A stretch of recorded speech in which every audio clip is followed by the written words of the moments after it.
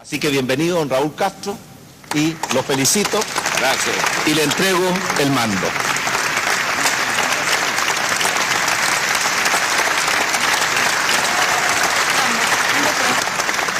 Que tenga una muy buena labor, ¿eh?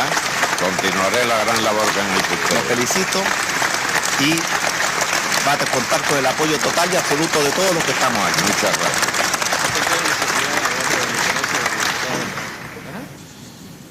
Excelentísimo señor Sebastián Piñera, presidente de la República de Chile. Señores presidentes, primeros ministros y jefes de delegaciones. En primer lugar, queremos agradecer a Chile por las atenciones recibidas y por la presidencia efectiva de la CELAC desde su constitución. Para Cuba y para mí es un gran honor asumir la presidencia pro tempore de la CELAC. Siento que es un reconocimiento a la abnegada lucha de nuestro pueblo por su independencia, que sirve hoy de especial homenaje a José Martí en el 160 aniversario de su natalicio. Lo hacemos con el propósito de contribuir al máximo a la consolidación del primer mecanismo de concertación e integración que reúne a las 33 naciones independientes de nuestra América para construir un espacio de soberanía regional y fomentar la integración, la concertación, la cooperación y la solidaridad entre ellas. Lo asumimos con el compromiso de trabajar a favor de la paz, la justicia, el desarrollo y el entendimiento entre todos nuestros pueblos.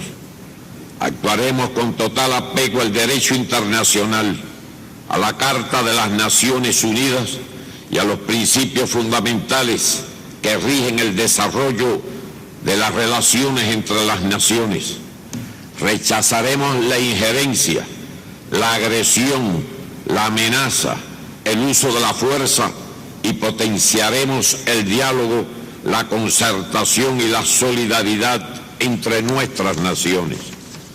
Partiremos de la comprensión de nuestra diversidad para fomentar la unidad en la lucha por el objetivo común de lograr el bienestar y la dignidad de nuestros pueblos y trabajaremos sin descanso por hacer realidad el ideal de independencia de Bolívar y de todos nuestros próceres. Muchas gracias. Y como anunciamos al inicio de este noticiero, a continuación transmitimos el discurso del general de ejército Raúl Castro Ruz, presidente de los Consejos de Estado y Ministros, en la primera cumbre de la Comunidad de Estados Latinoamericanos y Caribeños. Excelentísimo señor Piñera, presidente de la República de Chile. Estimados presidentes, primeros ministros y jefes de delegaciones, pueblo hermano de Chile. Sea mi primer pensamiento para honrar la memoria de Salvador Allende, insigne latinoamericano y patriota que entregó su vida por la independencia de su nación y la justicia social. Pensamos como él cuando dijo: la historia es nuestra y la hacen los pueblos.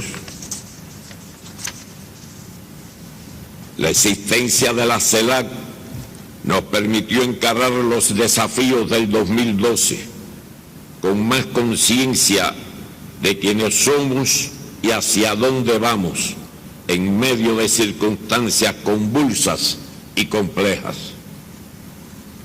Vamos construyendo en la dura realidad trabajosamente el ideal de una América Latina y Caribe diversa, pero unida en un espacio común de independencia y soberanía política, de control soberano de nuestros enormes recursos naturales, para avanzar hacia el desarrollo sostenible, la integración regional y el enriquecimiento de nuestra cultura. Los obstáculos no han sido ni serán menores. Las amenazas a la paz son crecientes y la injerencia en los asuntos de nuestra región continúa. Las transnacionales, fundamentalmente norteamericanas, no renunciarán al control de los recursos energéticos, hídricos y minerales estratégicos en vías de agotamiento. La concepción estratégica de la OTAN es cada vez más agresiva y se orienta claramente en ese sentido. A 2 décadas del fin de la Guerra Fría, crecen los enormes arsenales nucleares y convencionales que, como ha dicho Fidel, no podrán matar el hambre ni la pobreza. El orden económico internacional es injusto y excluyente, atrapado en una crisis global a la que, por ahora, no se vislumbra solución. El cambio climático avanza inexorablemente ante la falta de voluntad política de los gobiernos de los países desarrollados. Sin nuestra unidad, nada sería posible y todo lo logrado se perdería.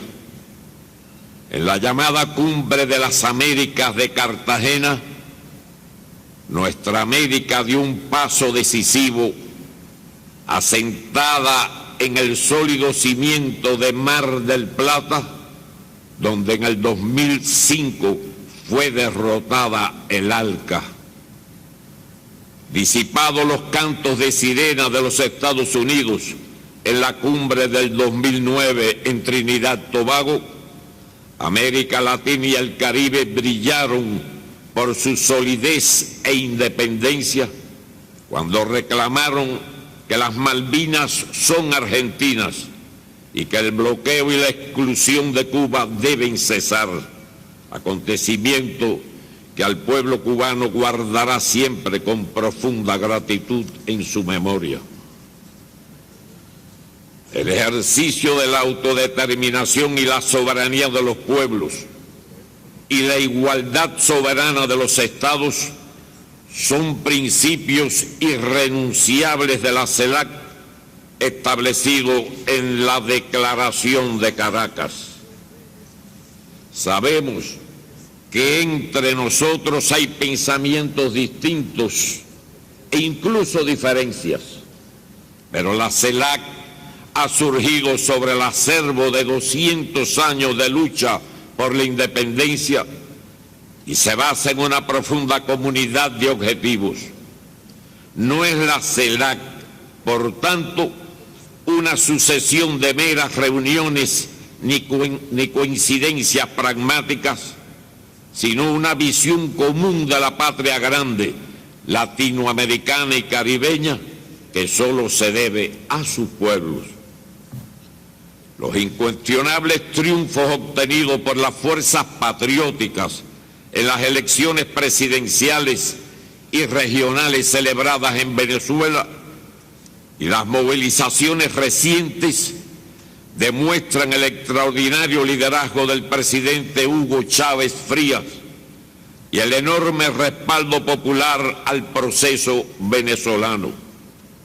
Junto al dolor y la preocupación por la salud del jefe de la revolución bolivariana, ese hermano pueblo está dando, junto a los dirigentes chavistas, un destacado ejemplo de lealtad, convicción y unidad para profundizar sus irreversibles conquistas. El gobierno bolivariano está enfrentando una permanente campaña de intriga y de crédito por parte del imperio y de la oligarquía golpista, pero ha continuado su obra, consagrado a la defensa de los legítimos intereses de los trabajadores y de todos los venezolanos patriotas, de la Constitución y de su democracia revolucionaria. Desde aquí le reiteramos a Chávez nuestro afecto, respeto y admiración, al igual que su valiente pueblo, que lucha por la mayor suma de estabilidad política, la seguridad social y la mayor suma de felicidad, como lo soñó el libertador Simón Bolívar. Compartimos y apoyamos la resolución y oportunidad con que UNASUR ha actuado frente al golpe parlamentario en Paraguay, en una región que ha sufrido décadas de dictaduras sangrientas impuestas y sostenidas por los Estados Unidos. No puede permitirse impunidad a los sectores violentos y golpistas. Nuestra comunidad estará incompleta mientras falte en ella el escaño de Puerto Rico, nación hermana y genuinamente latinoamericana y caribeña que padece una situación colonial. No podemos olvidar que cerca de 170 millones de latinoamericanos y caribeños viven en la pobreza. De ellos, 75 millones de niños. 66 millones de personas en la región están en pobreza extrema, de los cuales 34 millones son menores. ¿Qué puede significar para ellos la CELAC? Es cierto que hemos avanzado en el desarrollo de programas económicos y de desarrollo social al interior de varios países, como Brasil. La experiencia del ALBA y Petrocaribe en la cooperación solidaria y en la complementariedad entre nuestras naciones es considerable. La CELAC está en condiciones de trazar su propio concepto de cooperación adaptado a nuestras realidades y a las mejores experiencias de la última década. Pese a lo avanzado, podríamos hacer más en apoyo a Haití, cuyo gobierno necesita recursos para la reconstrucción y el desarrollo. Es posible hacerlo entre todos, bajo las decisiones del gobierno haitiano. Estamos obligados a alcanzar progresos considerables en la educación como base del desarrollo económico y social. Nada de lo que nos proponemos, desde la disminución de la inequidad hasta la reducción de la brecha tecnológica y digital, sería posible sin ello. La eliminación del analfabetismo como meta primaria es totalmente alcanzable, con políticas adecuadas y cooperación regional para proveer un mínimo de recursos a los más necesitados. Podríamos dar un salto en pocos años.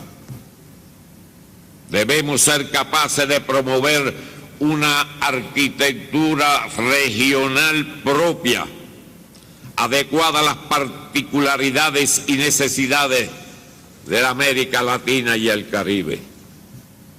Podemos también conjugar nuestros esfuerzos contra la drogadicción, como se ha planteado en estos 2 últimos días de la reunión, y el tráfico ilícito de estupefacientes. Quiero aclarar solamente que ayer se habló aquí de que había droga en todos los países del continente. Quiero aclarar que en Cuba no hay droga.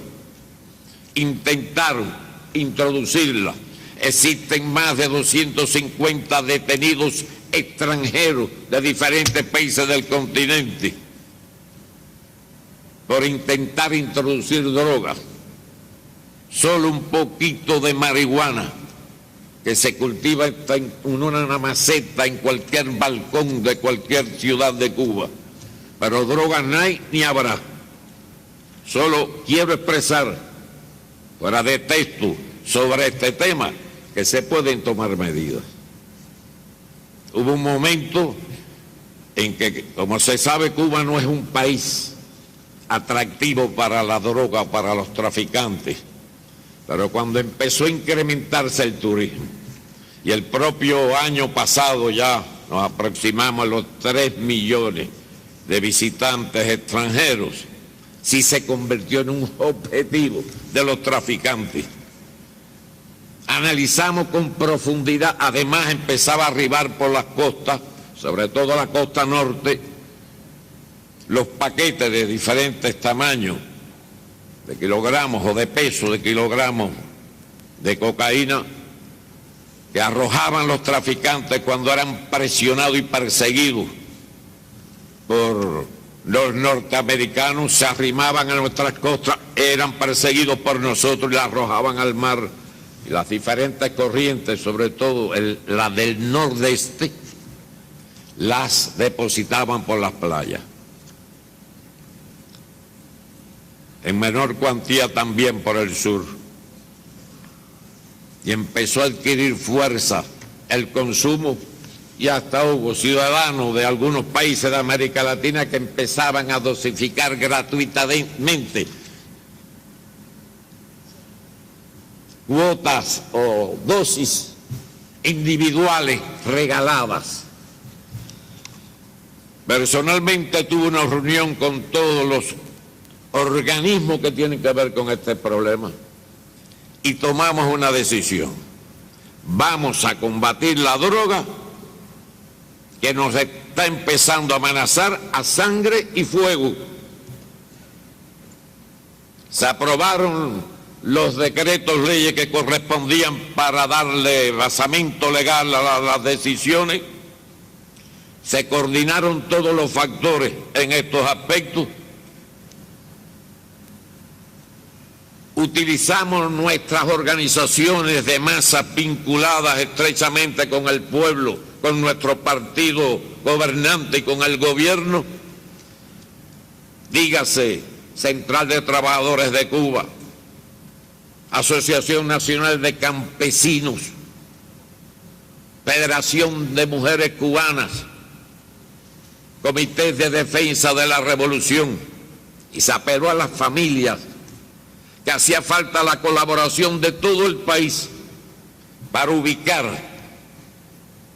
y proceder legalmente contra los que empezaban a tratar de introducir en nuestra juventud, desde marihuana hasta algunas dosis de cocaína, como dijimos. Fueron arrestados y dimos la orientación. Si queremos vencer, estos son de los tipos de problemas que hay que enfrentarlos cuando son pequeños, o mejor cuando son nonatos. Es el mejor momento. Si dejamos que cojan fuerza,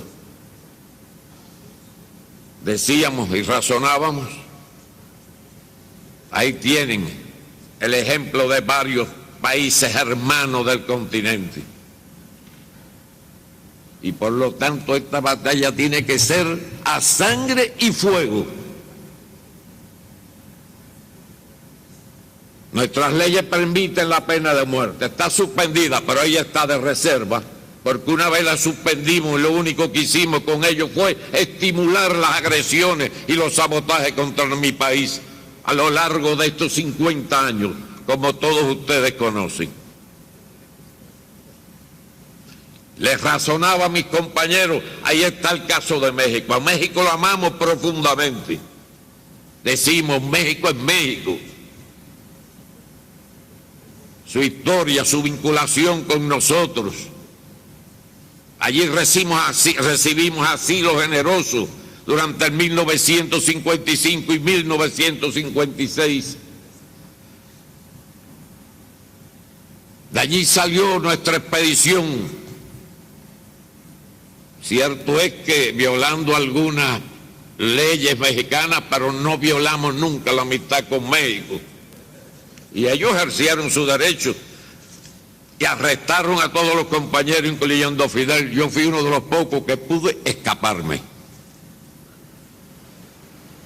Y bajo la natural presión que sentíamos, ya próximo a salir para Cuba, salimos en medio de una pequeña tormenta de un poderoso norte que estuvo a punto de hacer sufragar y conducirnos a la muerte a los 82 expedicionarios que ahí veníamos. Solo hubo un día de mar tranquilo por el sur de las islas de Gran Caimán.